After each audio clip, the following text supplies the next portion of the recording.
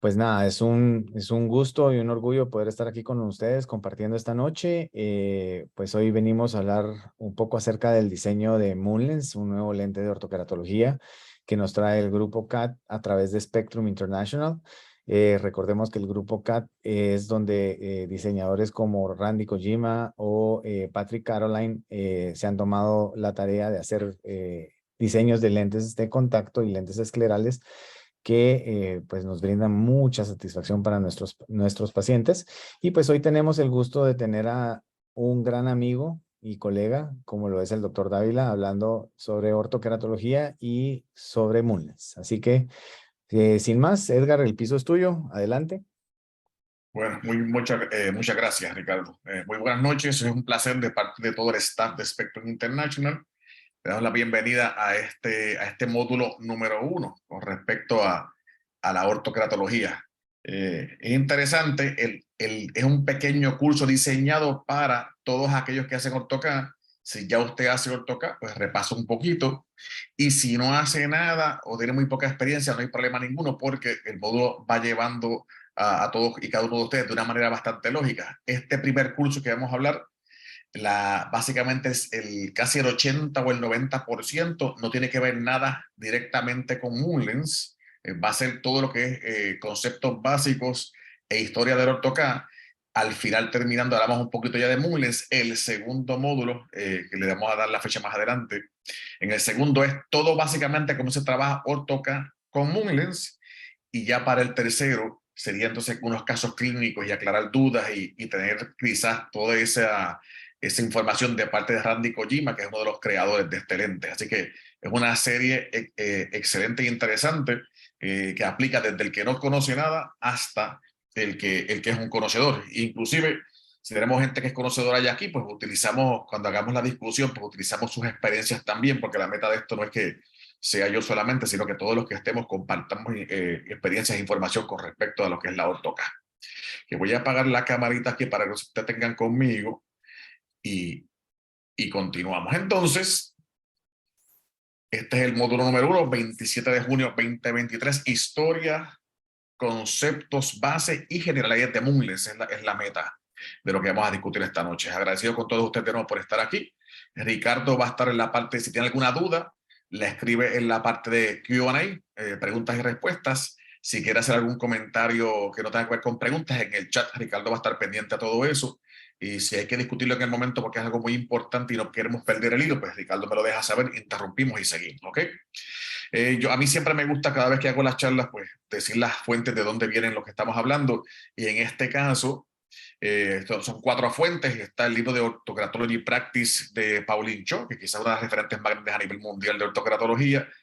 El libro de Orthocratology Handbook de Winkler y Kane es un libro de finales del siglo XX, o sea, tiene más de casi 25 años ese libro, quizás un poco más. Y como ven, este artículo que sale en una de las revistas más importantes de optometría con respecto a lo que es un lente de geometría inversa. O sea que todo lo que estamos aquí escribiendo o va a ver usted tiene que ver con una de esas 3 fuentes que está ahí. La última fuente pues es la data con respecto a Moonlens y que la provee obviamente la compañía Moonlens, ¿ok? Entonces, un poquito de información general, la histocratología, como ven ahí, esto es básicamente el empezar del libro, como pueden ver ahí. La histocratología, esta se lleva a cabo con un lente de contacto gas permeable de geometría inversa. Este tratamiento controla el progreso de la miopía. Me llama la atención que Winkler y Kane me escriben este libro en el 95, cuando no se hablaba absolutamente nada de control de miopía. Y ya ellos, estos visionarios, veían y hablaban de que este tratamiento, específicamente ortoca, controlaba el progreso de la miopía y reduce de manera temporal la miopía y el astigmatismo. En esencia, este tratamiento amolda de manera terapéutica la córnea en el ojo humano. Este tratamiento produce de manera temporera una mejoría de la agudeza visual sin corrección. Esto es como empieza el libro de Winkel y Kane 95. Ya este libro básicamente es un libro que ya estaría casi obsoleto, pero tiene mucha información interesante tanto de historia como de los inicios de lo que conocemos como el TOCA. Eso es un poquito de información, un poquito de historia, ¿verdad? Para que tengan idea, ustedes reconocen todo esto. Kevin Tujoy en el 48 somete la patente para lentes corneales PMMA. En los años 40 y 50, algunos adaptadores notaron cambios en las córneas de los pacientes, ¿verdad? ¿Por qué? Porque estos lentes se adaptaban en esa época, como no había gas permeable, no pasaba oxígeno, el PMMA no transmite, no permea oxígeno. Estos lentes se adaptaban más planos que la keratometría, o sea, se adaptaban específicamente planos. El propósito de que fueran planos era para que hubiera intercambio lagrimal y no hubiera entonces edema de córnea. Pero ¿qué pasa? Cuando usted adapta plano por mucho tiempo, esto creamos un molde y este moldeamiento o aplanamiento corneal causaba que quizás la agudeza visual no corregida de esos pacientes mejorara. Yo decían, caramba, yo este lente está aplanado y el paciente ahora se quita el lente y ve, y no es que vea perfecto, pero ve bastante comparativamente con no tener nada de lente. Y era que sin querer estaban haciendo una tocoratología sin darse cuenta. En este caso, pues como ven ahí, esta adaptación plana resultaba en un moldeamiento corneal no intencional. Yo no sé lo que estaban haciendo.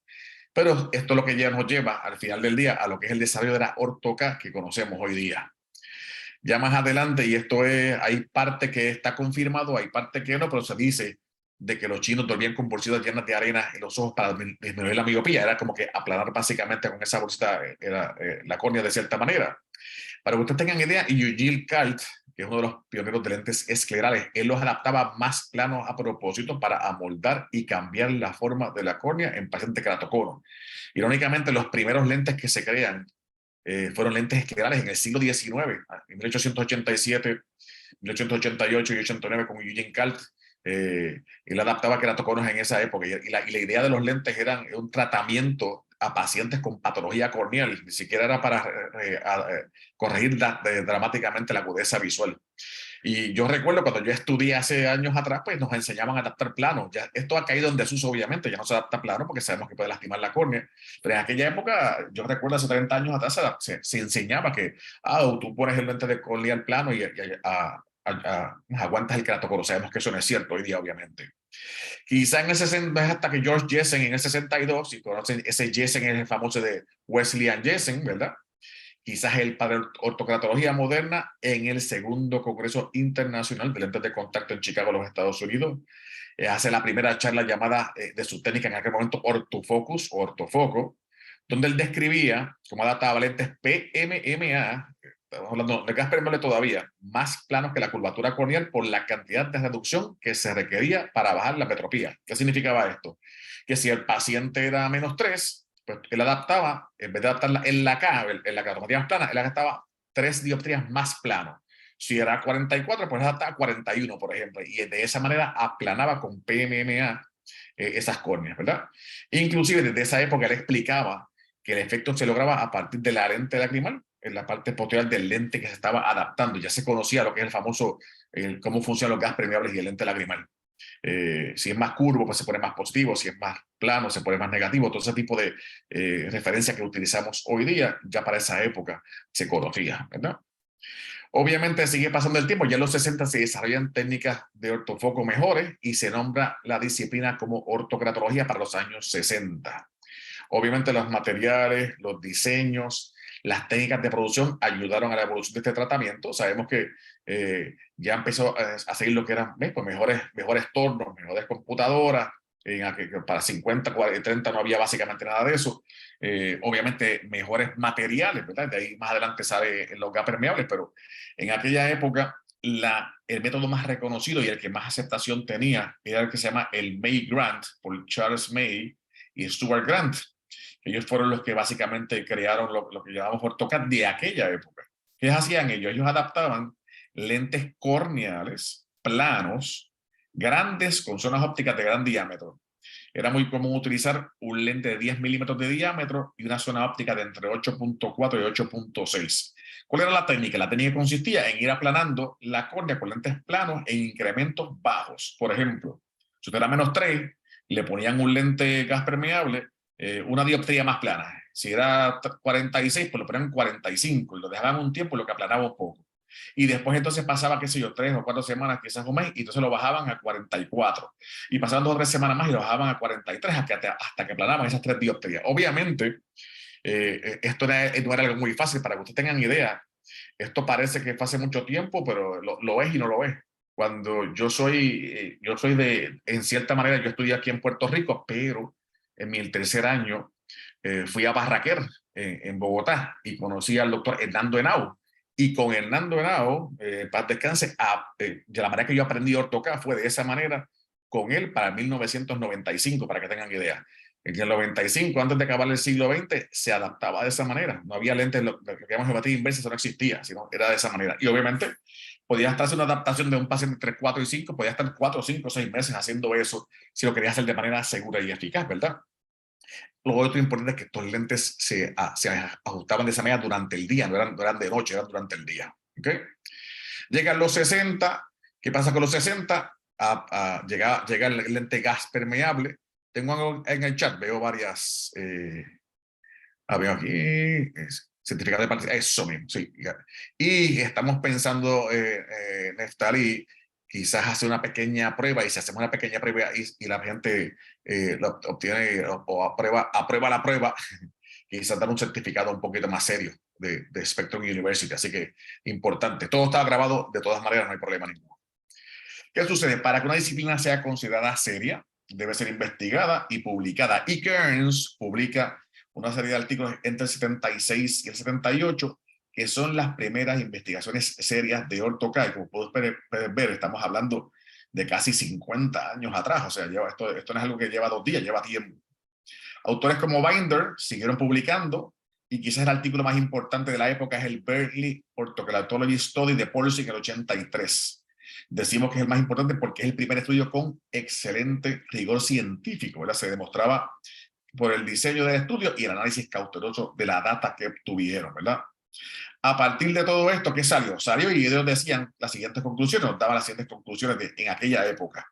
Los resultados eran variables y no predecibles, y los cambios refractivos eran solamente temporeros. Había que continuar utilizando moldes para lograr el efecto. Recuerden, en aquella época era ortoca durante el día, no era de noche como es ahora. O sea que, pero fue el inicio.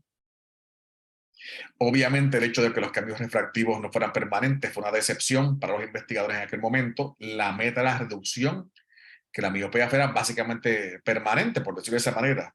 De todas maneras, la técnica fue siempre reportada como segura y sin eventos adversos significativos. Desde aquella época, los primeros estudios que se hicieron de ortoca daban reportes de que era una técnica segura sin algún efecto adverso significativo. Esta disciplina se mantuvo estática hasta el 1989, como pueden ver, es casi terminando el siglo XX. En mayor avance, el doctor Richard Wodikla, un optómetra de Detroit de Estados Unidos, con la ayuda de un técnico de laboratorio, el señor Nick Stoyan, desarrollan la ortocratología acelerada. Con esta técnica el tratamiento se podía completar en muy poco tiempo, en semanas y no meses, como era antes, utilizando los lentes de geometría inversa. Y la práctica de la ortoca acelerada con lentes de geometría inversa nos lleva a la ortoca moderna, que es lo que hacemos hoy día. ¿Okay? A partir de los 90 surgen investigaciones sobre lentes para ortoca nocturna, ya se convierten, ya no es de día, estamos ya empezando a trabajar lo que es ortoca de noche.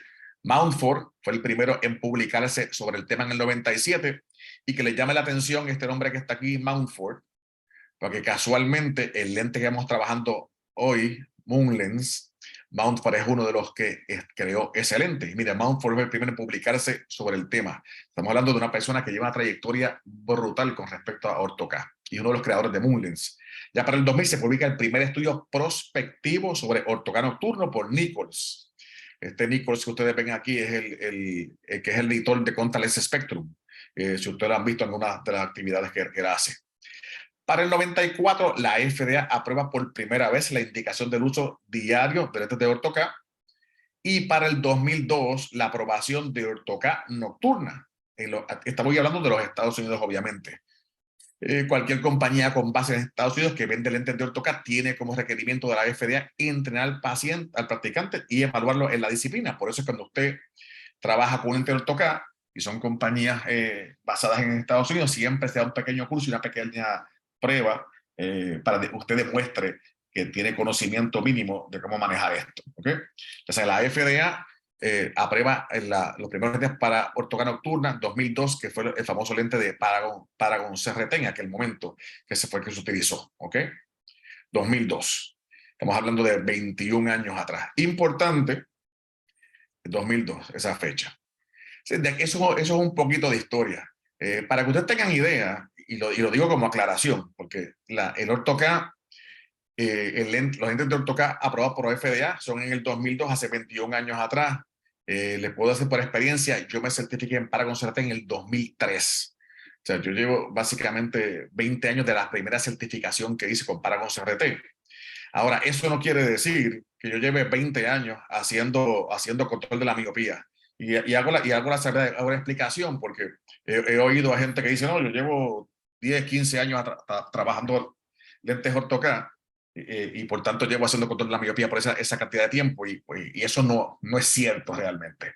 Entonces, si fuera por eso yo pudiera decir, yo llevo 20 años haciéndolo y no es cierto. Los primeros estudios que se hacen de control de la miopía los primeros meta-análisis salen para el 2019, o sea que antes de eso la gente hacía Orto-K, pero no estaba pensando en que hacía específicamente lo que conocemos hoy día como control de la miopía. O sea, decir que usted hacía eso 15 años atrás, pues está estirando la verdad realmente. ¿Cómo funciona la ortokeratología? Y aquí vamos a entrar ahora en las bases de cómo trabaja. Aquí no estamos hablando de marca específica ninguna, estamos hablando de cómo funciona en términos generales, cualquier tipo de lente de Orto-K, ¿verdad? Primero, utilizamos un lente permeable, gas permeable, de geometría inversa con una curva base central plana.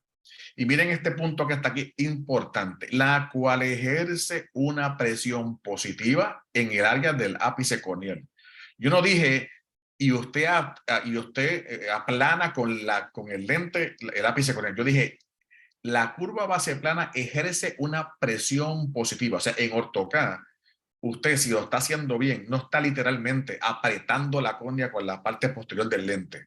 Usted con la parte posterior del lente crea una presión positiva y esa presión hidráulica, que es la lágrima que está ahí, aprieta la córnea y crea entonces ese efecto. Si usted tiene un lente de Orto-K, está demasiado plano, usted crea una abrasión corneal o una erosión corneal. Por eso un lente mal adaptado en Orto-K muy plano crea eso. Si usted hace una presión positiva adecuada, no sucede eso, que es lo que se supone que usted haga. Esta curva base tiene un diámetro variable en la zona óptica. Esta presión positiva aplana la córnea y causa una redistribución periférica del líquido en las células epiteliales corneales, y hago hincapié en esto. ¿Qué es lo que hace? Presión positiva aplana la córnea y que causa una redistribución periférica del líquido. Usted no está redistribuyendo las células, usted no está doblando la córnea, usted no está echando para el lado el epitelio, usted está redistribuyendo el líquido que está en las células. Las células se quedan ahí, las células usted no las movió. Y esto, porque antes se hablaba de que era una redistribución de células, pero lo que sabemos hoy día es que no es una redistribución de células, sino que es una redistribución del líquido en las células, que son dos cosas totalmente diferentes. De esta manera se acorta el largo axial y se disminuye la miopía. Deja ver que aquí me ponen Claudia Alexa. En Argentina el precursor fue el doctor Erwin Bosch de Pupilensi, excelentísimo, que lo introdujo en el 2005. Es la presión hidráulica la que redistribuye las células corneales, como dice.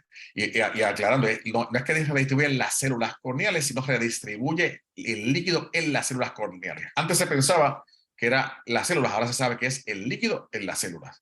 Y pues si yo distribuyera las células como tal y las echara para el lado, estaría rasgando las células del epitelio y sabemos que no pasa. ¿Ok? Entonces, ¿cuáles son los mecanismos que antes se discutían? Y yo lo aclaro porque todavía al día de hoy, yo he visto en alguna que otra charla donde se dice de una manera incorrecta cuál es el mecanismo real. Primero, Chu y Chea para el 2004-2008 decían compresión de las células endoteliales. Eso pasó y han perdido veracidad con el tiempo. Schwalbig en el 98, Juan en el 2003, Chu en el 2004 decían redistribución de las células epiteliales. Eso perdió también veracidad con el tiempo, ya sabemos que no es redistribución. Y lo otro es doblamiento corneal. Se sabe que la córnea no se dobla como tal, la córnea se mantiene en su posición y redistribuimos el líquido.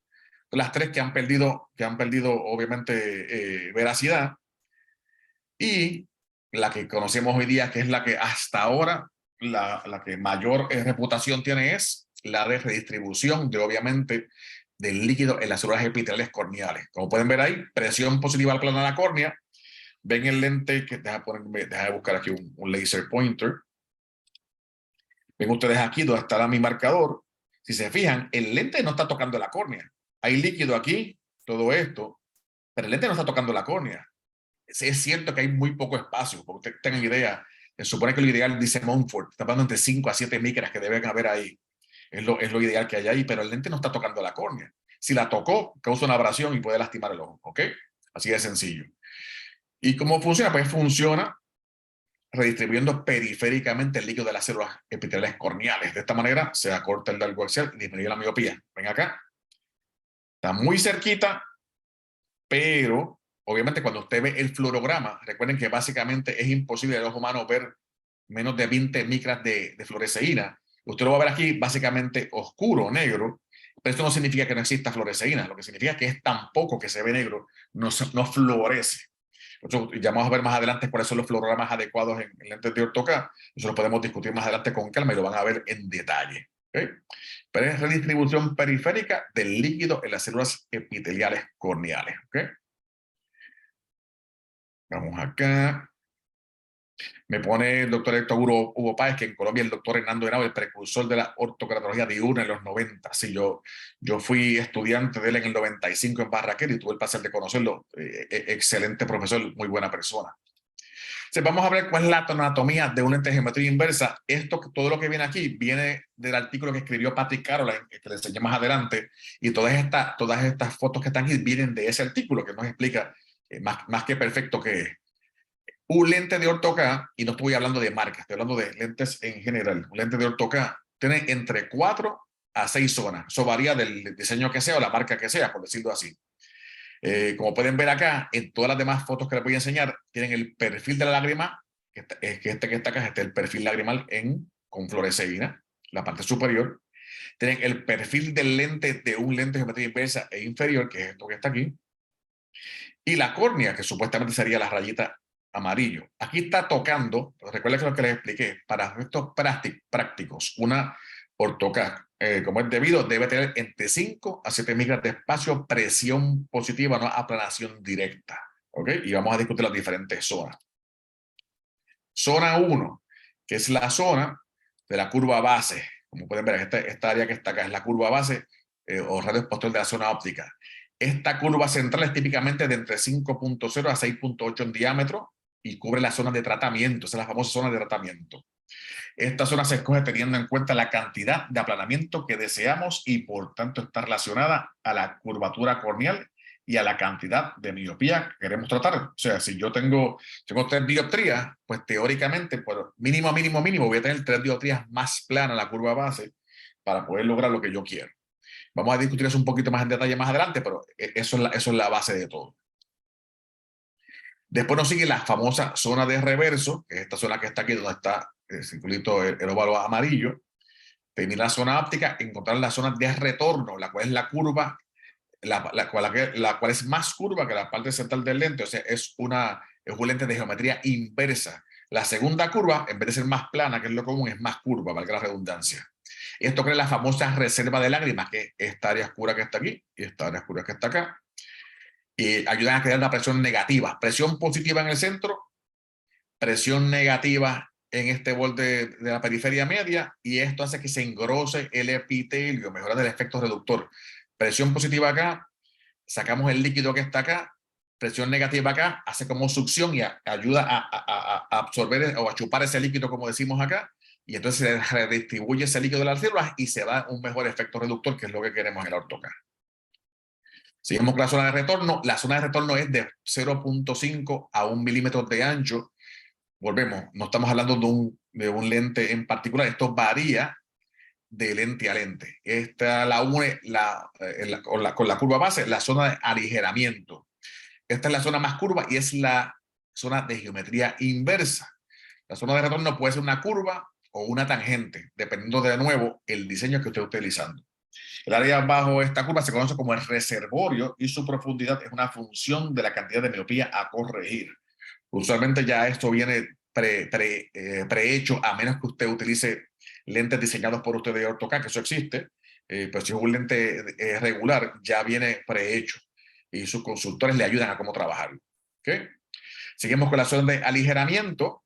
No están todos los diseños de orto K. Esta zona es para promover la proliferación de células epiteliales hacia el reservorio, o el líquido que está en las células epiteliales, ¿verdad? Y cuando quita después de 0.5 a 0.3 milímetros de ancho, hizo profundidad de 10 a 20 micras. Esto puede ser que lo haya en un lente, puede ser que en otros no. Varía de compañía en compañía.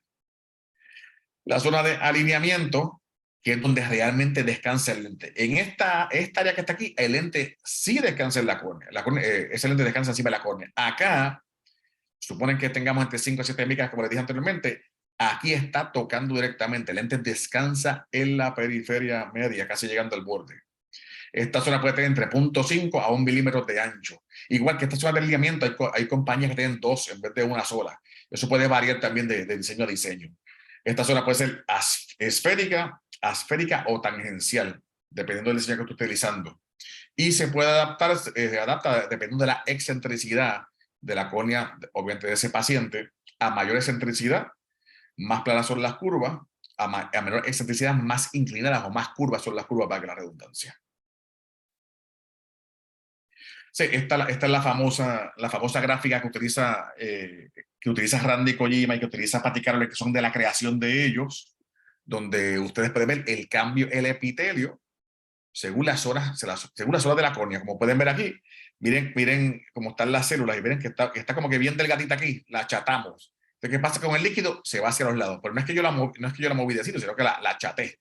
Y el líquido hace, obviamente, que se desplace, obviamente. Ese es el cambio enorme que vamos a ver. Va a estar presión, miren dónde está más delgadito. Más delgadito, ¿dónde es? Donde descansa totalmente. Después le sigue la parte central, que es la parte de tratamiento. Si se fijan, es menos delgado que en los bordes, porque los bordes descansan directamente. En el centro, no. En el centro es la presión positiva, que no debería ser un contacto directo con la córnea. Y tenemos el área del reservorio, que obviamente se engrosa, y estos efectos de presión positiva aquí y presión negativa acá es lo que nos hace que se dé efecto de Orto-K en los pacientes. Muy interesante. Esta es la zona 5 y 6, que son las zonas periféricas. Esto puede variar, como les dije, dependiendo del diseño que usted utilice.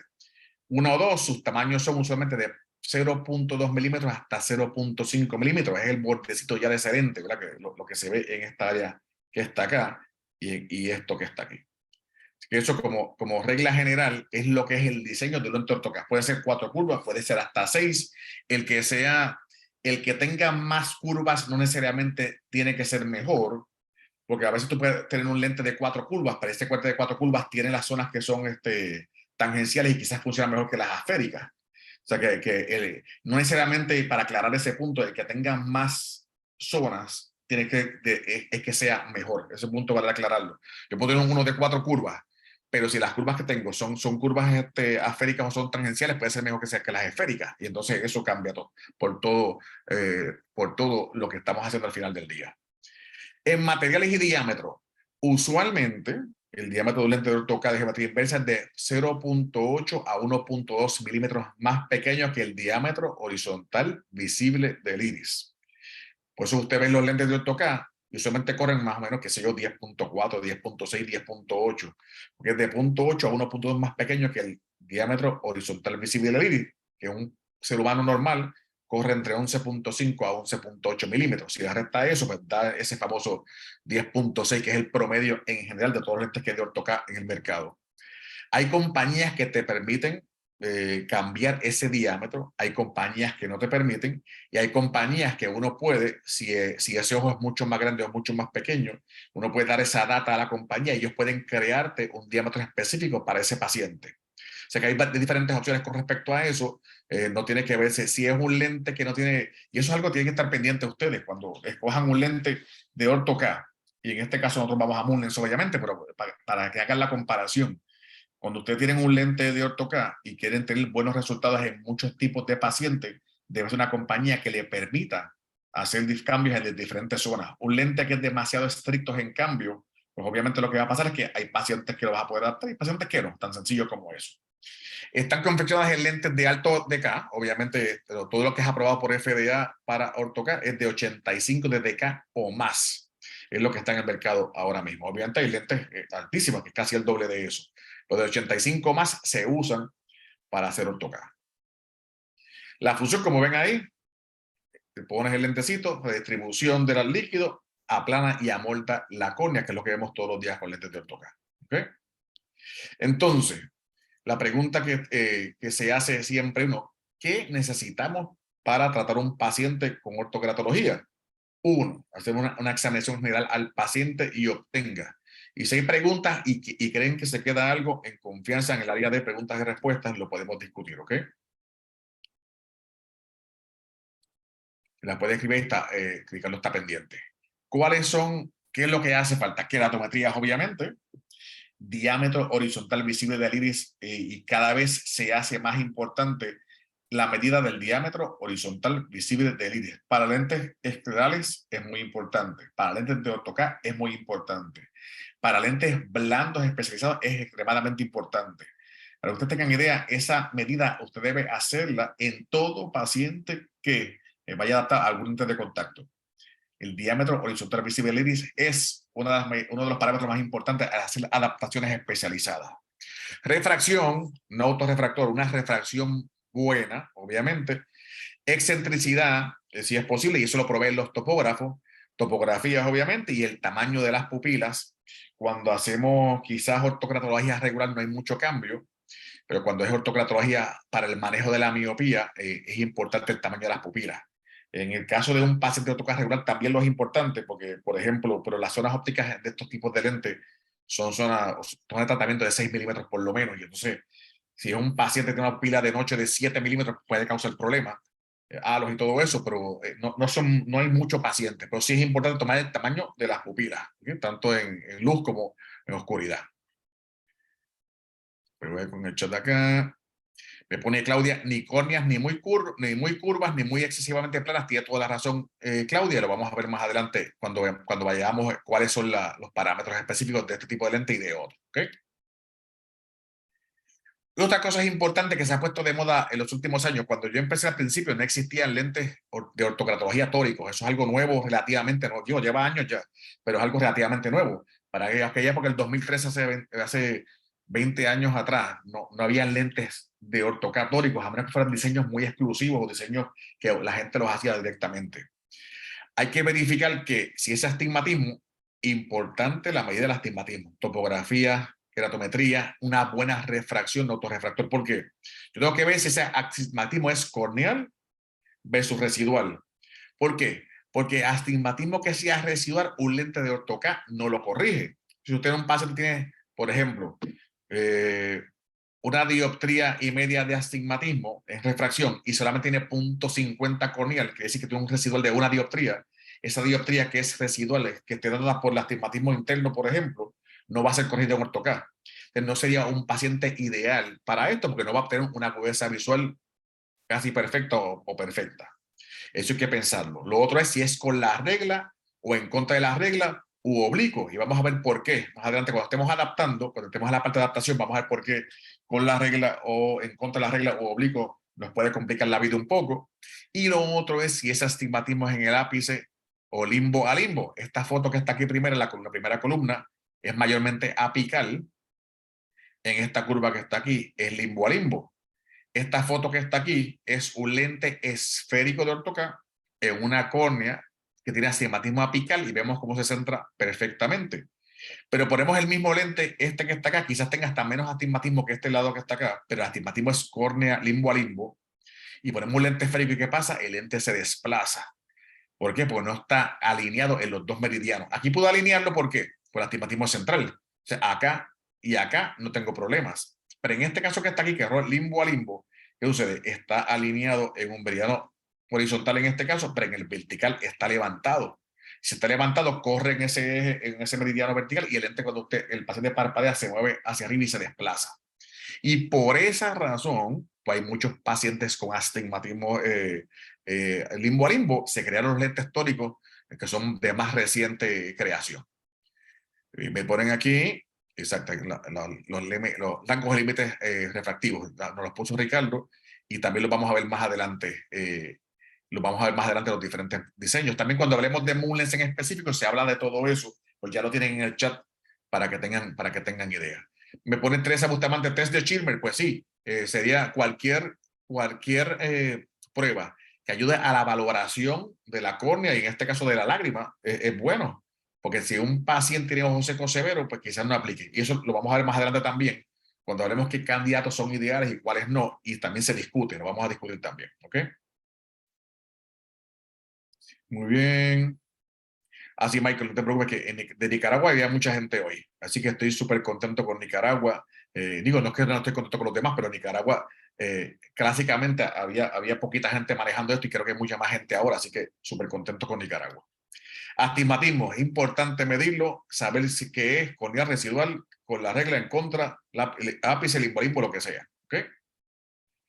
Entonces, ¿cómo sabemos si hace falta un lente tórico o no? Pues miren, para usar un lente tórico debemos saber la diferencia en la elevación entre los dos meridianos. Usualmente estamos hablando que para adaptar lentes de AutoCAD son córneas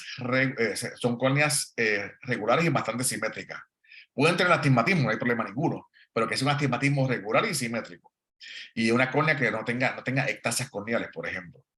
Si la diferencia es mayor o igual a 30 micras en el largo de cuerda donde descansa el lente, entonces se requiere el uso de un lente tórico. Eso lo dijo Kojima Randy en el 2016 y vamos a ver con una foto específica qué significa esto, porque aquí en abstracto pues se confunde uno, pero lo vamos a ver obviamente en una foto donde se explica qué es esas 30 micras en un largo de cuerda específico. Usualmente este largo de cuerda es de 8 a 9 milímetros. La razón es que entre 8 y 9 es porque un lente, clásicamente, hablando en términos generales, no estoy hablando de ningún lente en particular, todos los lentes de AutoCAD tienden a descansar directamente en la córnea en una cuerda entre 8 a 9. Sabemos que el lente mide 10.6, 10.8, dependiendo, quizás un poquito más, un poquito menos, dependiendo de su diseño, pero donde descansan realmente es en la cuerda de 8 a 9. Y donde descansan es que hay el contacto, y donde hay el contacto, tengo que saber entonces cómo es el astigmatismo. Y vamos a ver cómo es eso. Si utilizo un lente tórico, estos se usan para mejorar el centrado y que el lente se asiente de igual manera en los 360 grados. Sabemos que tenemos dos meridianos y los dos no están a la misma altura. Usamos un lente esférico, uno va a quedar en el aire, por decirlo así, que era la foto que teníamos antes, que era este que está acá. Aquí está alineado en horizontal, pero está, yo digo en el aire, pues está en la lágrima, ¿verdad? Todo esto es lágrima, quiere decir que ahí no está tocando, no está alineado en esa área y por eso se desplaza el lente, ¿ok? Entonces, volvemos con la foto. Si la diferencia es mayor a 30 micras, los estudios dicen, estudios que hizo Randy Kojima en Pacific con Patrick Caroline, esa diferencia es mayor a 30, deberíamos usar lente tórico para poder alinear o centrar lo más perfecto ese tipo de paciente. ¿Ok? Entonces, ¿cómo hacemos esto? El ejemplo vamos a dar con un Medbond. Esto, teóricamente, hay otros topógrafos que pueden hacerlo. La ventaja que yo le veo al Medbond, estamos parcializados porque nosotros Spectrum vendemos Medbond, obviamente, pero como ustedes han visto en las diferentes charlas que se dan a nivel mundial, Medbond es estándar dorado para hacer topografía corneal. Y no es que obviamente hay muchos topógrafos que pueden medir la córnea de una manera buena, eso no es la cosa. La cosa es que la manera en que Medbond pone esa información está pensada específicamente en contactología. Y entonces allá usted compra un Medbond, por ejemplo, y usted en esta tabla, en esta área que está acá, va a tener todas las datas que le hace falta y yo puedo incluir un atributo y ese atributo se llame diferencia en ságita a 8 milímetros y la máquina automáticamente, usted hace la topografía a ese paciente. Usted no tiene ni que hacer una topografía pensando en eso. Medbond ya tiene eso. Usted puede poner en su tabla de atributos la información o la data que usted quiere al momento de hacer la topografía y la máquina es capaz de proveerle eso. Entonces lo vamos a ver un poquito más grande acá.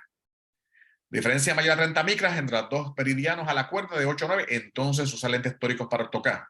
Tenemos la topografía, queratometría simulada, delta K, el astigmatismo que tiene ese paciente, excentricidad plana, excentricidad curva. Y vamos a ver por qué esto es importante. Hay muchos diseños que te pide la plana y la curva para hacer el cálculo, que ese es el futuro de los lentes. El futuro de los lentes es que usted no tenga que utilizar una caja de pruebas, o se utiliza todavía en algunos diseños. Es que usted pueda tomar una topografía, verifica, valoriza lágrima, valora la córnea, ve todo lo que va y manda a pedir un lente automáticamente sin tener que ni siquiera poner obviamente un lente en esa córnea.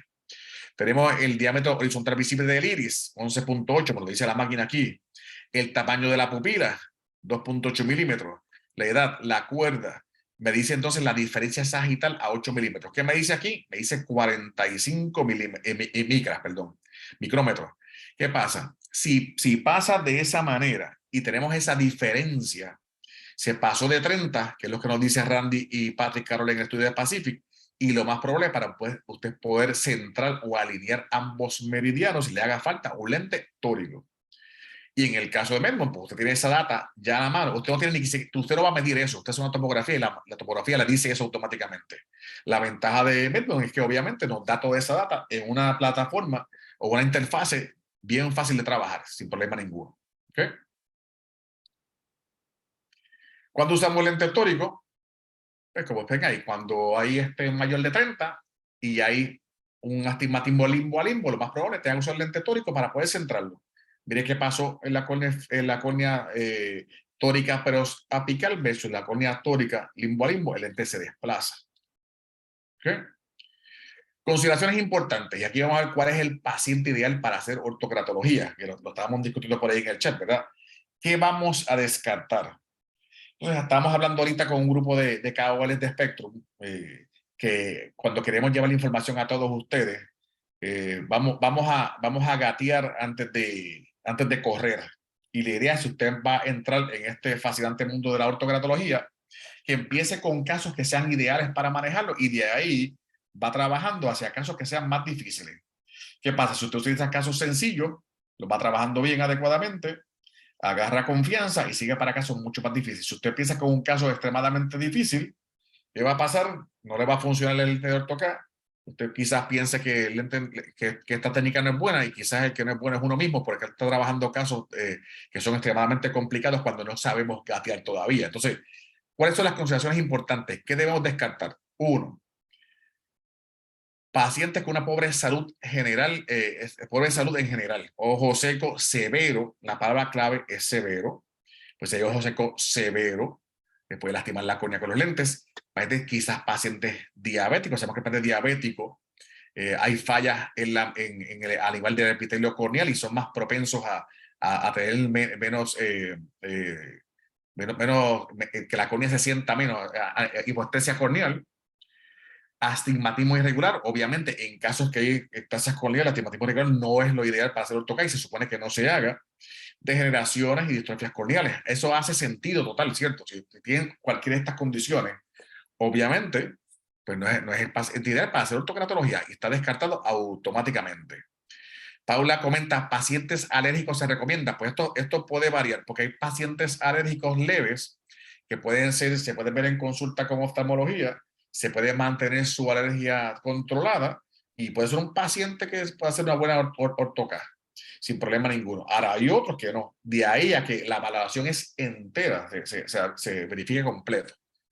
Pobre arquitectura de los párpados, pacientes con párpados que no están, por ejemplo, que tengan un coloboma de párpados, por ejemplo. Cosas como esas, sabemos que el lente no va a estar bien centrado y la centración es clave en un caso como este. Me pregunta Oscar Cifuentes, en algunos casos por cirugía refractiva. Pues sí, en algunos casos por cirugía refractiva, post-LASIK se puede hacer ortocar, pero eso es un paciente ya mucho más avanzado. Yo no les recomiendo que su primer paciente sea de cirugía refractiva. Nosotros tenemos un amigo mío muy querido que es uno de los asesores de Spectrum, que lo primero que hizo fue pues trabajar con un paciente con cirugía refractiva y le dio bastante trabajo. Porque obviamente no es que no se pueda, lo que pasa es que uno, como lo que le dije, lo que estamos hablando, usted gatea antes de caminar, ¿cierto?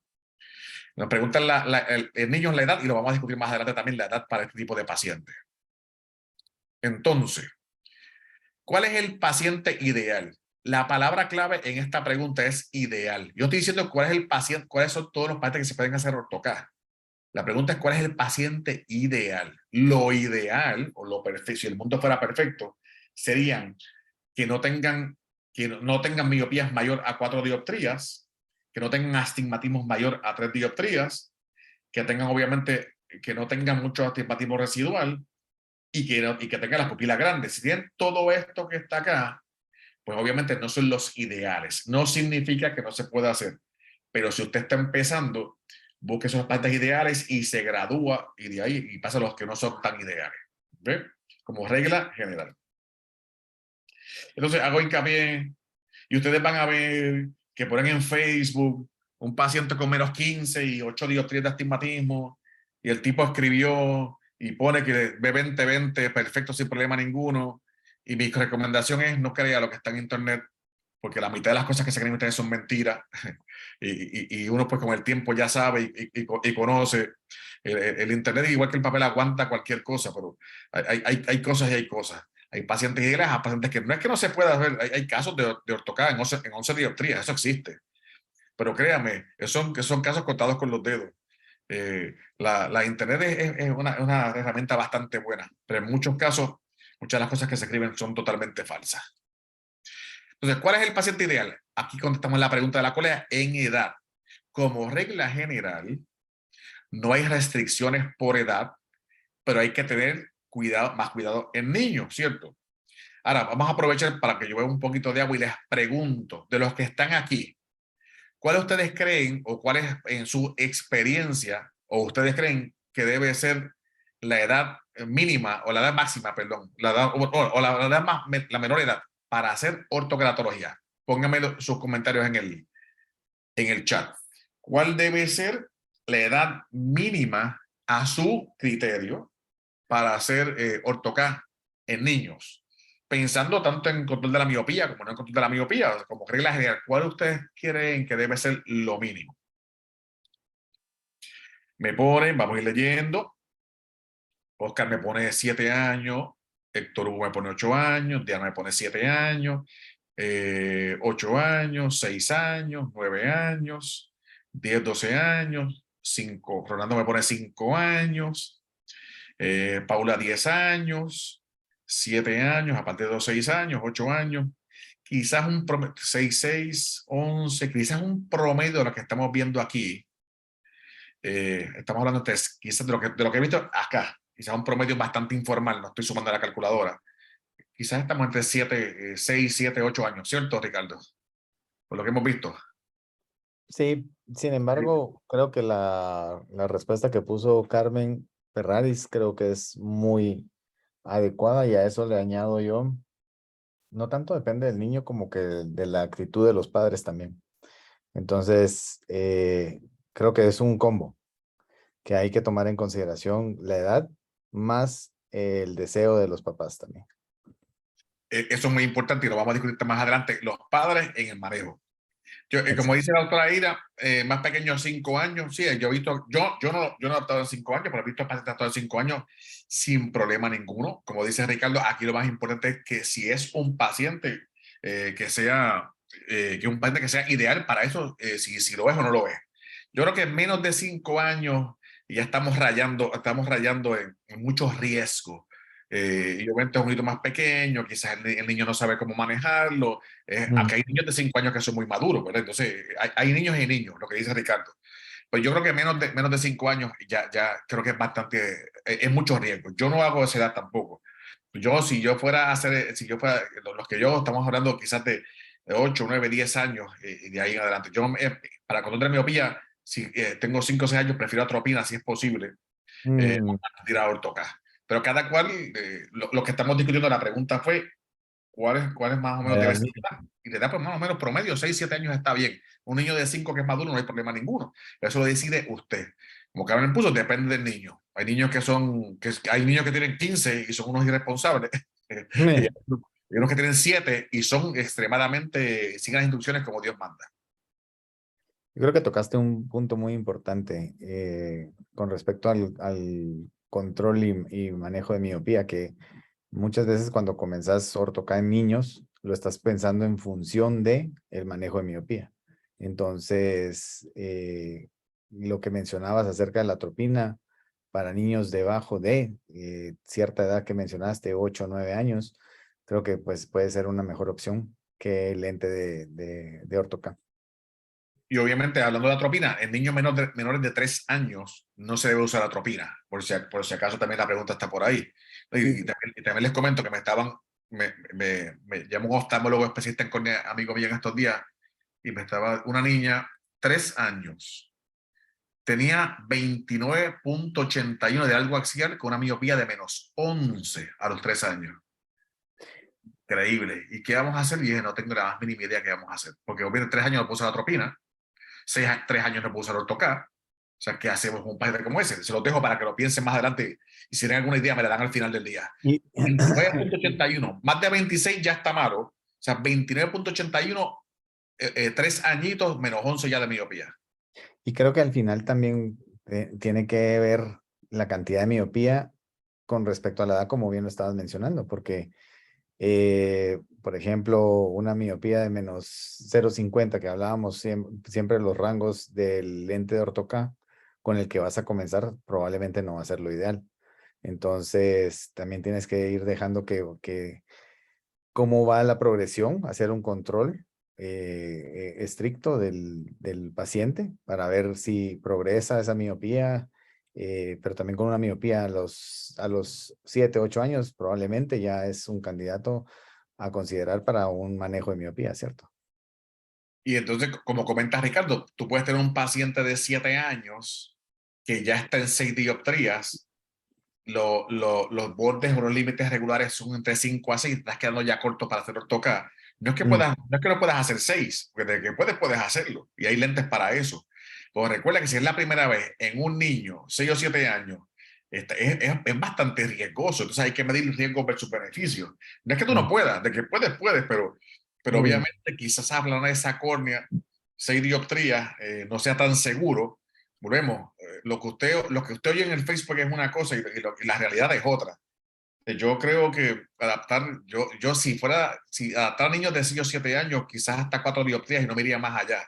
No es que no se pueda adaptar 6, de que se puede, se puede. La cosa es, se puede de una manera segura y eficaz. Recordemos que los lentes de ortoca han tenido mala fama porque se hacen adaptaciones malas y porque a los niños agarran infecciones y pierden una córnea. Entonces, de ahí es la razón. No es porque ortoca no sea seguro, porque no es, y hay estudios con respecto a eso. Es porque son casos que son mal escogidos o porque el niño no tenía y los padres no tenían la suficiente madurez para trabajarlo. Y de ahí es que vienen los problemas. Así que uno se los evita. ¿Okay?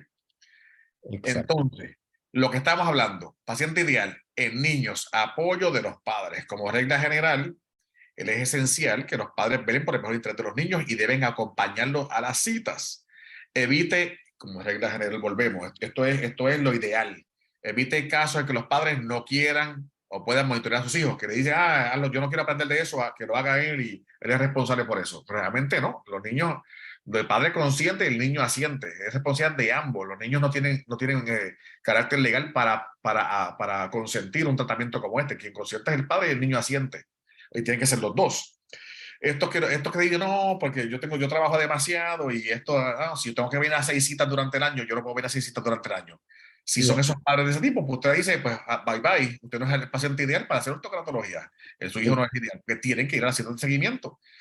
Cuando sabemos, Ricardo, Exacto. en un paciente que va todo bien, ¿cuántas citas mínimas, como regla general, tú haces a ese paciente de ortoca?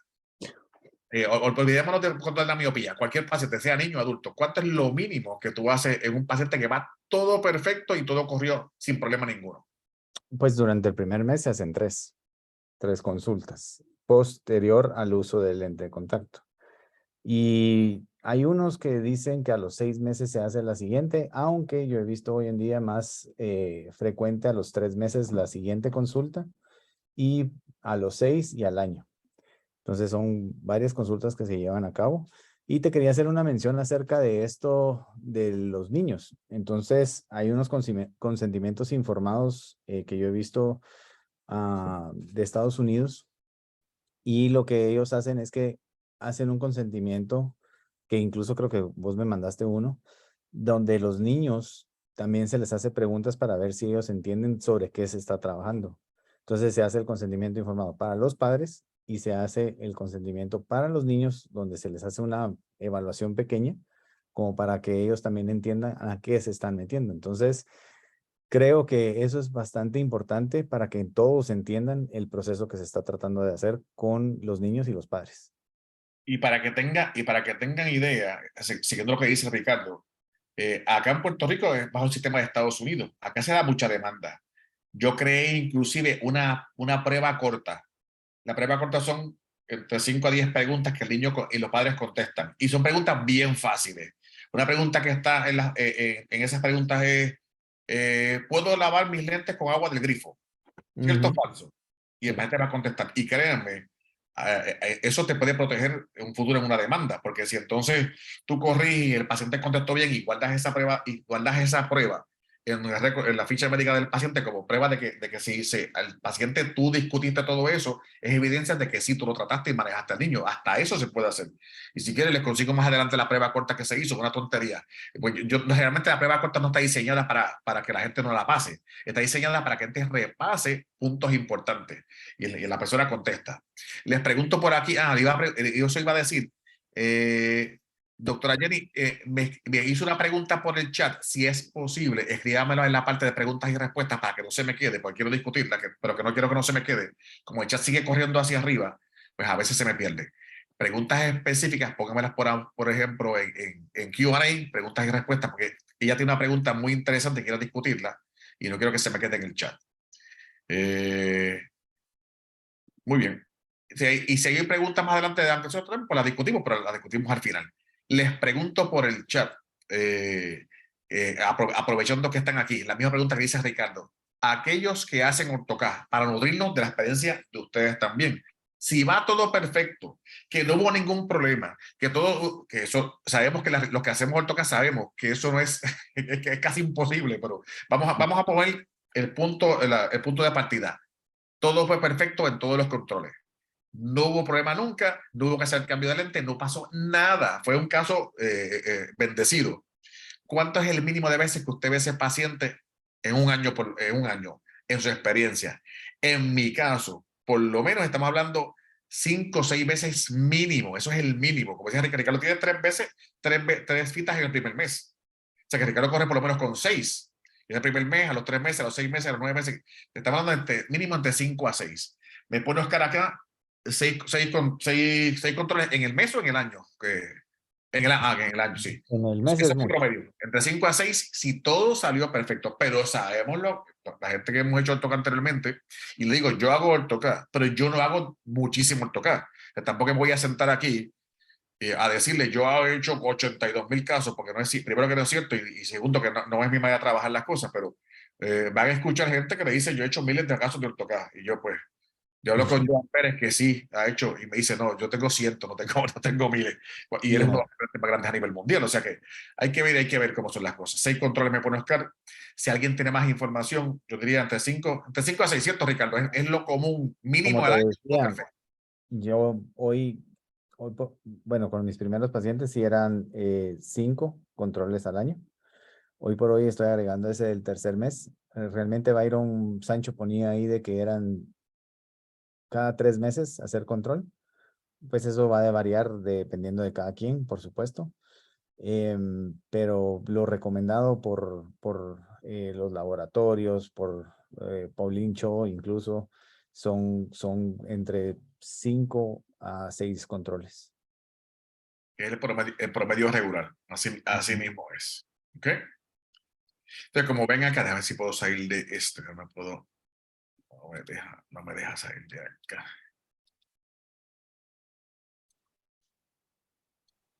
Entonces, mover ahí los que no quieren atraer los pacientes, los que nos pueden llevar, los que pretenden enviar a eso, los que pretenden enviarlos con otras personas con otros cuidadores, pues eso complica la vida. Entonces, obviamente, hay que tener cuidado. No es lo ideal. No es lo ideal. La higiene. La higiene es obviamente súper importante en este tipo de pacientes. Tenemos que los pacientes tienen que estar obviamente con muy buena higiene.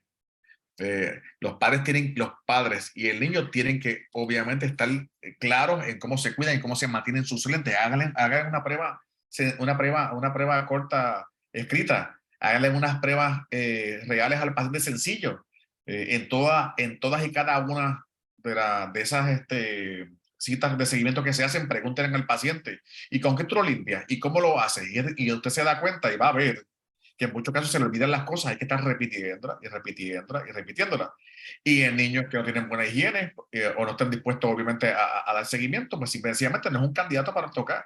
No, créame, no se mete en camisa de 11 varas, como decimos acá. Se va a buscar un problema. Porque el niño después de salir una infección, y entonces, ¿de quién es la culpa? La culpa es compartida, pero es parte de uno también. Y por tanto, pues deberíamos evitarlo. ¿Ok? Justo hoy me llegó un paciente de Ortoca y pues llevó sus lentes, porque pues eso es lo que yo hago, que siempre lleven sus lentes y los reviso en cada consulta. Esta era la segunda consulta, posterior a 17 días de uso. Y me tocó revisar su lente. Es uno de los lentes que más limpios he visto realmente. Y es lo que justamente decías, cómo lo estás limpiando y repasar con ellos. Eso es importantísimo para tener un mejor éxito, porque recuérdense que si hay algún depósito que esté en el lente, va a generar un aplanamiento diferente y eso va a cambiar el tratamiento de ortoca. Y importante también, y siguiendo la línea de Ricardo, si usted se acostumbra a hacer esas preguntas, le fluye y lo hace automático y no tiene que parar lo que está haciendo para hacer las preguntas.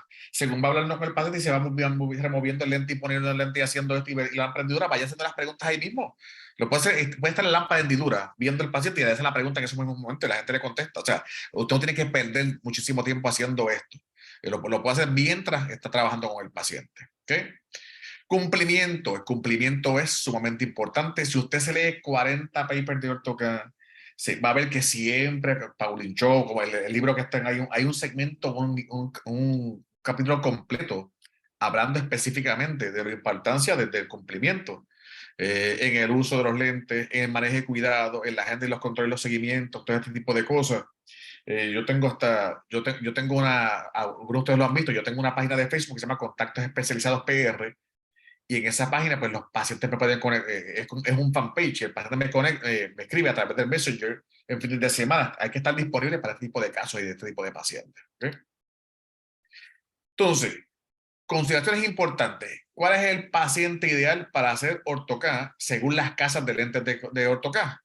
Miopes bajos a moderados, astigmatismo con la regla de 1.5 dioptrías o menos, o de 0.75 contra la regla. Eso es lo ideal, puede ser más, lo hemos visto.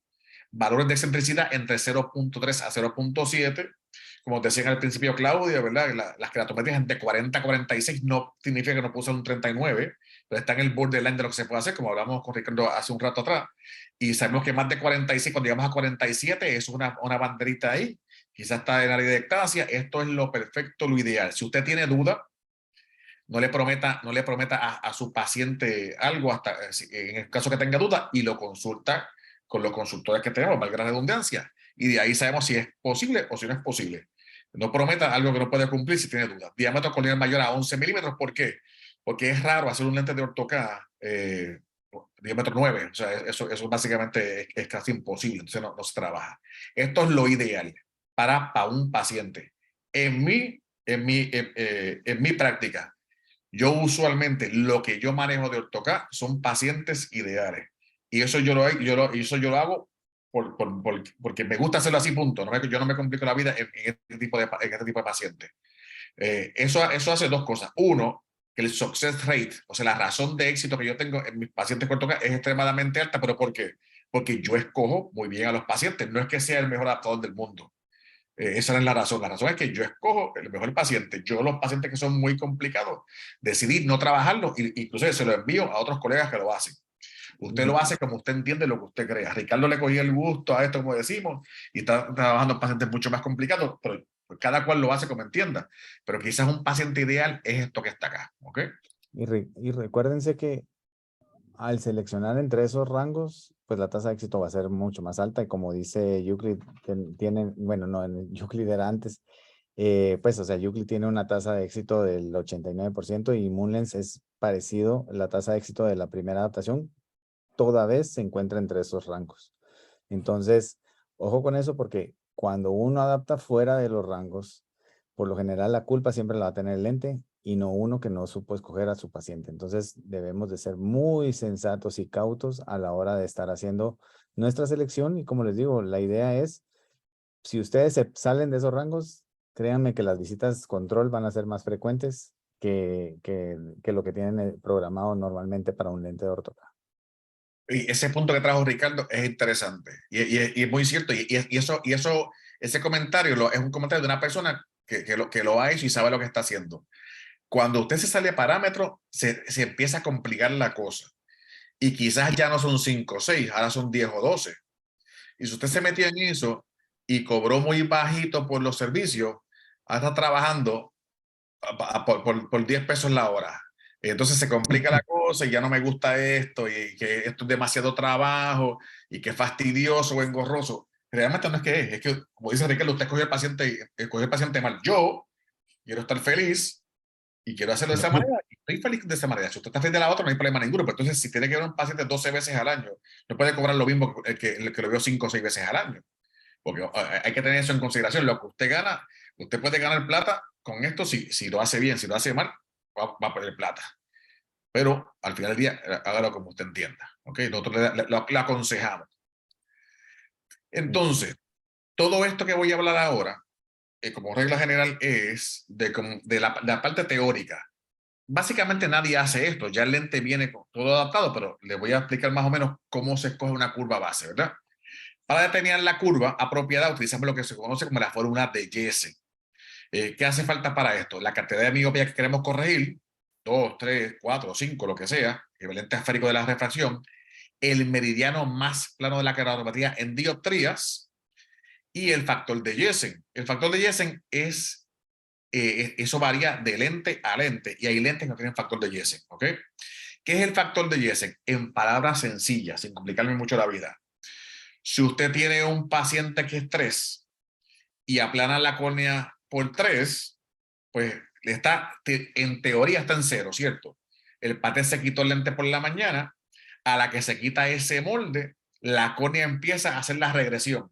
Entonces, quizás en un paciente que era 3 y usted aplanó 3, a mediodía ya está en .50, .75 negativo, porque ya hubo regresión después de 4, 5, 6 horas. ¿Qué va a hacer las compañías?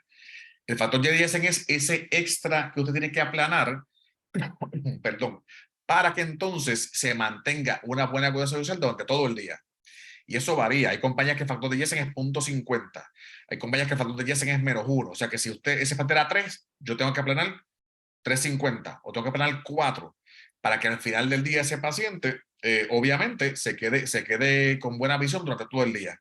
Cuando usted hace se supone teóricamente, cuando usted se refracta a ese paciente, ya que hizo la ortocat por total, que ya logró después de esos 7, 14 días trabajar excelente, ya está en 20-20 y todo fue perfecto, sobre que en la mañana usted refracta al paciente, que tenga por lo menos un .50 positivo, quizás un poquito más es lo ideal. ¿Qué pasa? Cuando está a mitad de día, a las 2 o las 3 de la tarde, ya está en plano y está sigue viendo perfecto. Pero si usted deja al paciente negativo .50, cuando llegue la tarde ya está en -1.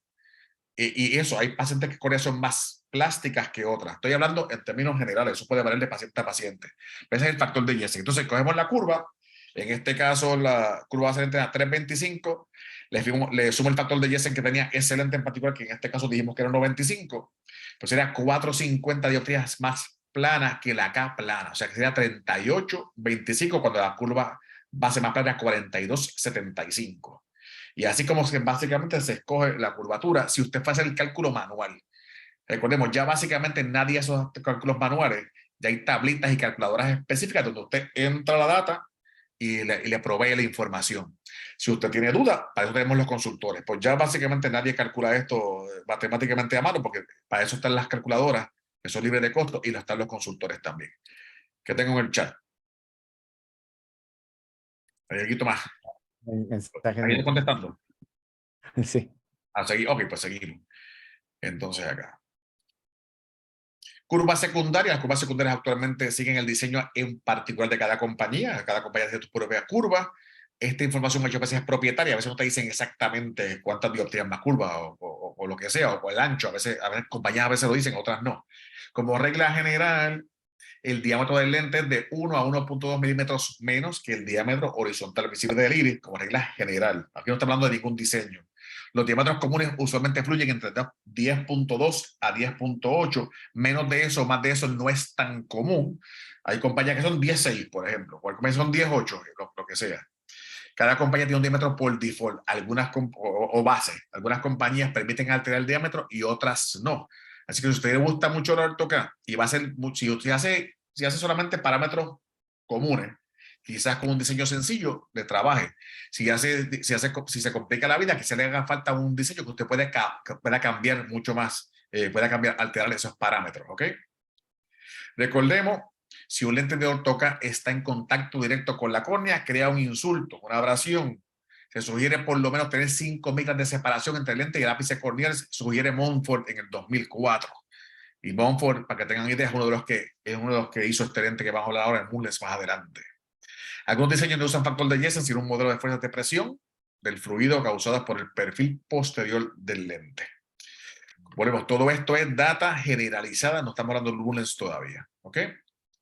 Entonces, la selección de un lente de AutoCAD se hace en base al perfil de la córnea en cuestión. Hay que medir esa córnea, ¿cierto?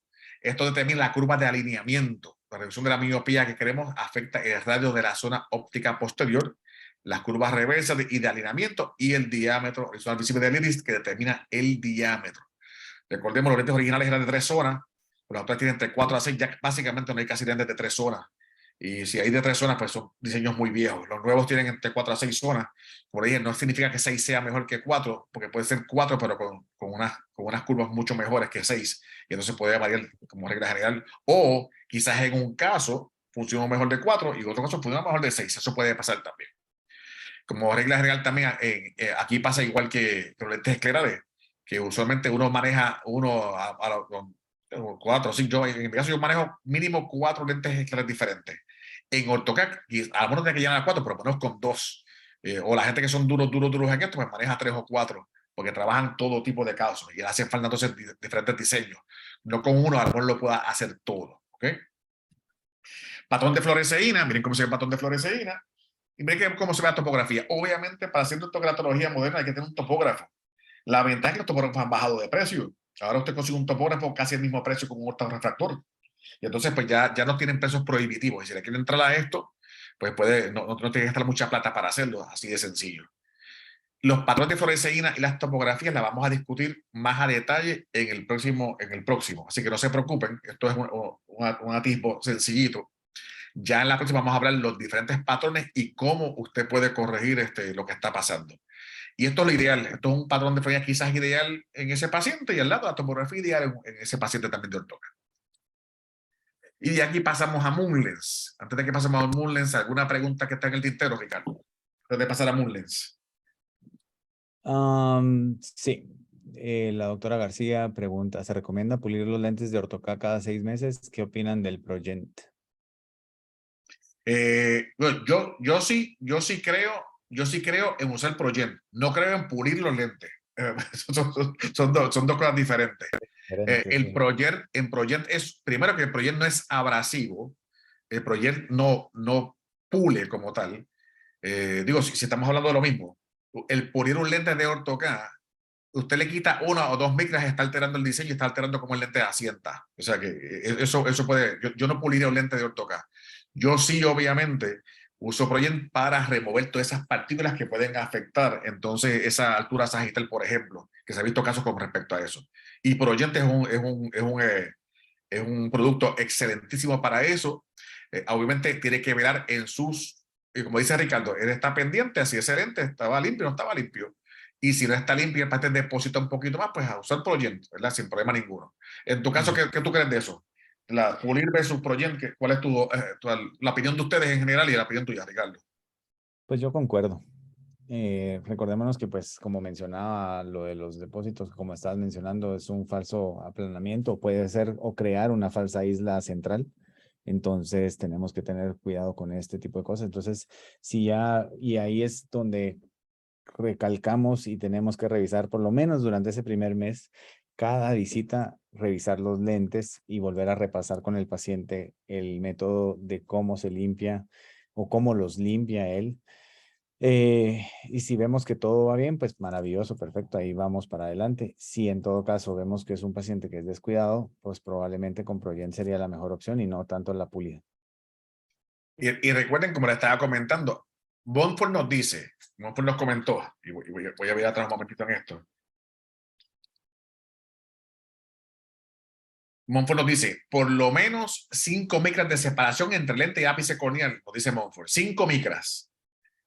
¿Cuántos de ustedes pueden pulir un lente y controlar que lo que le baje fue a 1 micra? O 2 micras o 5 micras. Eso es básicamente imposible a mano o a ojo. Y por eso es que yo hablo, hay que tener cuidado cuando hablamos de pulir. Si hablamos de pulir, me estamos hablando de limpieza, pues sí, hay que limpiarlo.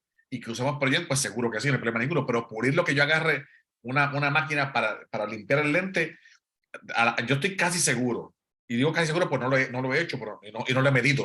Yo estoy casi seguro, usted agarra un instrumento, ponle una motita de pulido, lo mete en la máquina y lo deja 3 segundos y estoy casi seguro que le saca más de 5 micras a esa curva base del lente. Porque esto es algo bien pequeño, los cambios que se pueden hacer, ¿ok? Seguimos con Moonlens entonces. Entonces Moonlens es un lente de generación nueva relativamente, es de los últimos lentes que se dio al mercado, aunque lleva ya años en el mercado. Es un lente que está creado por el grupo CAT, es un lente de ortokeratología moderno, pueden ver acá.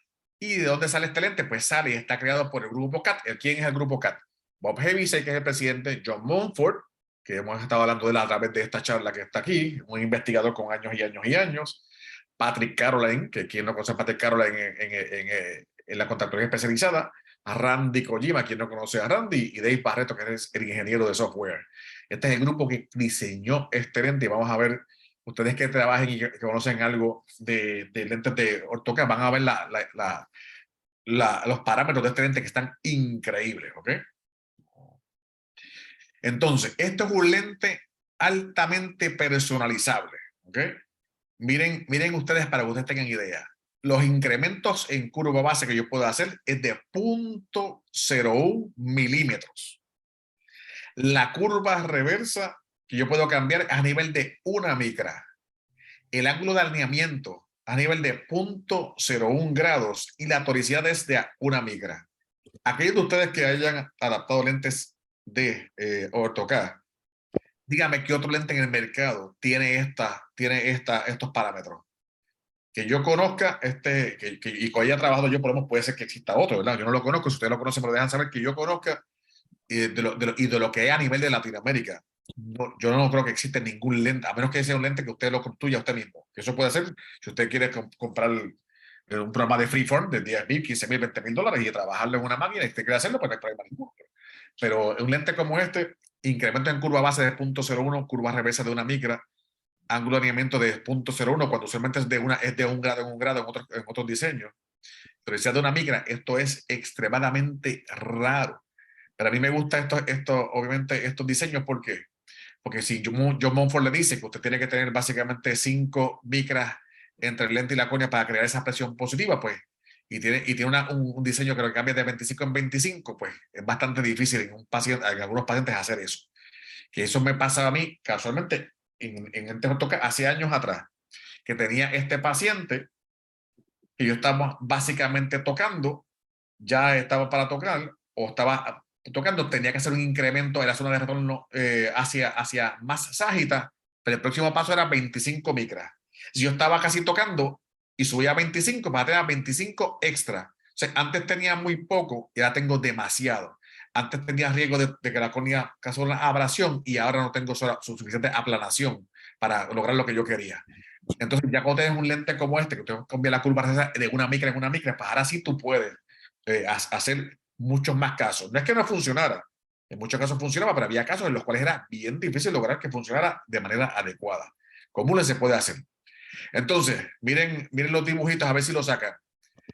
¿Cuál es la data necesaria para crear un lente Moonlens? ¿Cuál es la data? La data está, en vez de estar en palabras, está en fotos. ¿Qué es esto que está aquí? Alguien que me escriba. Ricardo, tú no puedes contestar. ¿Qué hace falta para crear un lente Moonlens? ¿Qué es esta área que está aquí? Lo primero, dígamelo en palabras. ¿Hacer qué?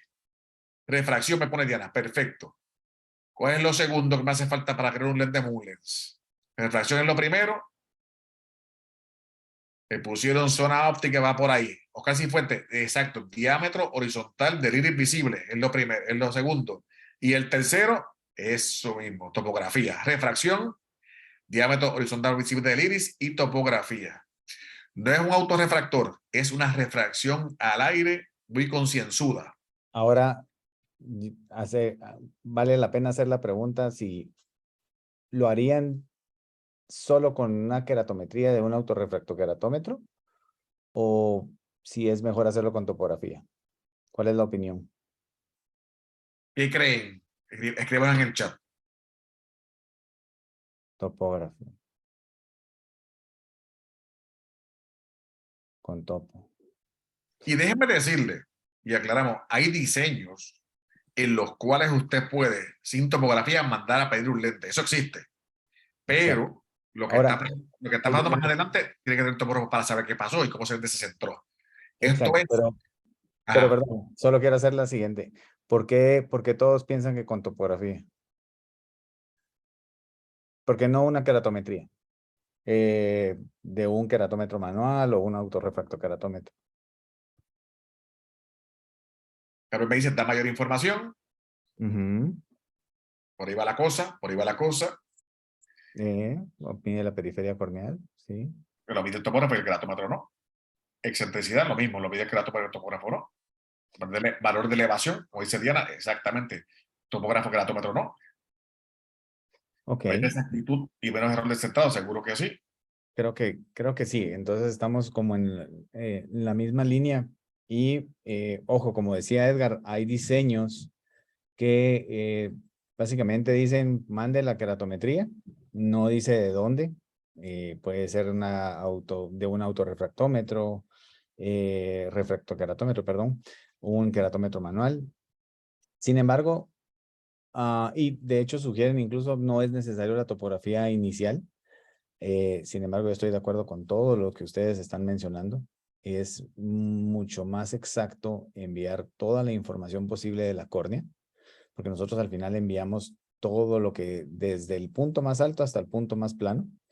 Y con un queratómetro manual sabemos que lo que estamos midiendo son 3 milímetros al centro. Entonces, por ejemplo, si sabemos que un lente de ortoqueratología no se adapta como un RGP, sino que se adapta a nivel de una cuerda de 8 milímetros, entonces, si solo mandamos 3 milímetros de información, ¿qué pasaría con ese lente? Yo le soy honesto, yo mandé una, un paciente solo con una queratometría manual para experimentar realmente cómo funcionaba. Y los resultados no fueron tan buenos como mandar una topografía. Entonces, mi consejo y el consejo que Edgar está brindándoles aquí en esta diapositiva es, la topografía inicial es súper, súper, súper importante para tener un mejor resultado. Y también para ser más rápidos. Porque Ricardo mandó ese lente, lo recibe. Quizás no queda mala, pero hay que hacerle cambios. Y entonces, si hay que hacer uno o dos cambios o tres cambios, si usted tiene la data a la mano, quizás no hay que hacer ningún cambio, ahorro tiempo, ahorro plata, ahorro dinero, y entonces tiene mucho más control. Y sabemos que obviamente no queremos estar haciendo 80 controles en vez de 3, o sea, es la meta. La información te da poder y es la manera la manera ideal de trabajar. ¿Ok? Exacto. Entonces, tenemos agraciadamente, tenemos una calculadorita que es para que usted tenga idea, este es el futuro. Básicamente todo va a ser ahora a base de calculadoras y ya para que usted tenga idea, usted puede, si usted tiene hay diferentes topógrafos, pero uno de los que usted puede trabajar usted puede hacer la topografía en Medmont, nos envía el raw data, o sea, nos envía en un formato Medmont, esa información nos envía una buena refracción, aunque en Medmont usted puede entrar en la refracción del paciente en la misma data que usted la pone, y con eso le podemos construir el lente, para que tenga idea. Pero ya la data está ahí, y entonces esa data se pasa a la calculadora Moonlens, que Ricardo va a explicar un poquito más de la calculadora para que tengan idea, y se puede crear ese lente. Ricardo, dar un poquito de data de la calculadora. Eh, pues nada, pues yo creo que ahorita lo podríamos pasar para la segunda. La otra, No, porque es que tengo también una noticia importante para los usuarios, los que quieran comenzar a adaptar Moonlens. Viene algo muy interesante que es básicamente poder subir toda la información desde el topógrafo hacia el programa que tenemos con Moonlens y ya subimos topografías, eso mismo hace un diseño. Ustedes están viendo qué son los parámetros y es básicamente una cosa mucho más eh, certera, donde ustedes están visualizando qué se está haciendo. De hecho, esta calculadora que está mostrando Edgar va a comenzar a salir del, del mercado. Todavía se está usando porque y ahora se van a hacer las adaptaciones directamente desde el software de Moonlens. Entonces, esto creo que lo vamos a explicar en la segunda charla. Entonces, yo por esto creo que ahorita, pues sí, lo que ven ahí básicamente es, ustedes ingresan, ya está por default o por default un diámetro que es el 10.6. Ojo con esto. Si ustedes tienen, hoy en día, yo no sé, yo estoy viendo más y más ojos grandes, donde ya un diámetro horizontal de visible normal, a lo que yo he visto de muchos pacientes que envían de todas las cuentas que Spectrum maneja, eh, por lo general oscilan entre 11.9, 12.2, 12. Entonces, si en algún momento algún paciente de ustedes va a ser adaptado con un diámetro 12, este diámetro que ustedes ven es estándar ahí de 10.6, ustedes lo pueden modificar. Y por lo general con una córnea de 12 milímetros, lo recomendado en diámetros para poder tener ese centrado inicial, que es lo que queremos, porque uno de los casos más frecuentes que van a encontrar en ortoca es un descentrado lateral. Entonces, cuando nosotros vemos una córnea tan alta, de hecho ya genera ciertas dudas sobre el centrado, entonces mejor agrandar el diámetro a 1.11. Entonces, ustedes pueden modificar ese diámetro en esta calculadora. Posterior a ello, ustedes van a ver las zonas ópticas que están disponibles y, por supuesto, sabemos que si estamos haciendo un control de miopía, queremos una zona mucho más cerrada para generar ese desenfoque. También vamos a poder seleccionar esas zonas ópticas por medio de la cantidad de graduación. Entonces, básicamente, como les digo ahorita, de momento se usa así, se ingresan los datos, pero viene esto nuevo y esto nuevo viene ya cuestión de un mes, 2 meses a lo máximo. Entonces, es algo que les va a hacer mucho más fácil las adaptaciones con Moonlens para sus pacientes. Excelentísimo. Y el futuro va a ser todo así. El futuro va a ser que usted capta la data a través del sistema, que el sistema une esa data ya a otra calculadora y lo produce. Usted no tiene que entrar y entrar la data ninguna, ya está todo ahí porque lo obtiene a través de, obviamente, esa topografía. Me pregunta Patricia Saavedra, ¿qué tipo de topógrafo es el ideal? Bueno, en el caso de nosotros estamos parcializados con Medmont. Como regla general, muchos topógrafos nuevos de hoy día tienen obviamente, tienen unos módulos de contactología integrados, pero en el caso de Medmont, el Medmont está diseñado para contactología y entonces, como lo que está hablando Ricardo ahora mismo, obviamente lo ideal es tener un topógrafo como ese que está diseñado obviamente para esto. Y ustedes van a ver que entonces la interfase, toda la data corre mucho más fácil en un topógrafo como este. Y bueno, no lo digo yo solamente, si usted se va a los duros a nivel mundial, en todas las charlas lo que son topografías de Medmont, porque está diseñado para eso, es la idea. Cabe mencionar que sí, Medmont es el ideal, pero también informarles que sí va a haber compatibilidad con otros topógrafos para poder subir sus topografías directamente. Entonces, ya vamos a hablar más adelantito al respecto de esto, pero como dice Edgar, sí, yo creo que la mayoría, bueno, todos los que estamos aquí es porque estamos haciendo contactología especializada o nos encanta la contactología especializada. Entonces, los que tenemos un topógrafo como Medmont, que como dice Edgar, es el gold standard de la contactología, donde pues la mayoría de duros de la contactología lo utilizan, pues es algo que ya lo va sesgando uno a ese topógrafo, ¿cierto? Entonces, pues nada, pero comentarles que sí hay disponibilidad y compatibilidad con otros topógrafos. Y vienen otras cosas más por ahí, pero podemos hablar todavía de ellas. Por supuesto. Rango óptico de diámetro de un lente, rango óptimo para ortoca entre 10.6 a 11.0. El estándar de Moonlens es 10.6, pero como es un lente que usted puede customizar, personalizable, se puede arreglar. Si usted tiene duda, para eso está la consultoría. Inclusive, si usted tiene un buen topógrafo y entra la data, todo esto se va a calcular automático. Usted no va a tener que calcular nada de esto. O sea que creo que está diciendo Ricardo que es el futuro de todo esto. Se escoge la curva base a favor usando el factor de Jensen. Esto yo le explico aquí para que ustedes tengan idea, pero volvemos, todo esto ya está integrado. Usted no tiene que cambiar básicamente nada. Usted lo que hace es envía toda la data, se construye el lente y una vez que el lente le llega, estamos hablando, estamos en un 85-90% de que el primer lente sea perfecto y si hay que hacer un pequeño ajuste, se hace después. Ahora, al final del día, como dicen los gringos, trash in, trash out. O sea, si usted entra basura, lo que sale es basura. Por eso es que es muy importante que usted haga una buena refracción, no autorrefractor. Sin problema ninguno. Por eso es que es bueno que usted haga una buena topografía de calidad con repetibilidad. Y si usted da buena data, usted va a obtener un excelente resultado, tan sencillo como eso. ¿Okay? La curva de reversa, usted ve cambios de una micra en una micra. Busquen ustedes en otras compañías a ver quién les ofrece una micra en una micra. Esto es bien raro.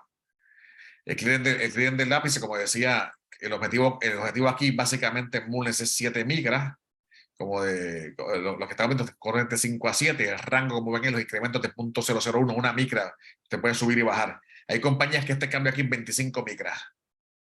Y hay compañías que entonces el cambio a este nivel son 15 micras. Pero este es de una micra en una micra. No he visto nada más específico hasta ahora. Si conocen algo más específico, nos lo dejan saber.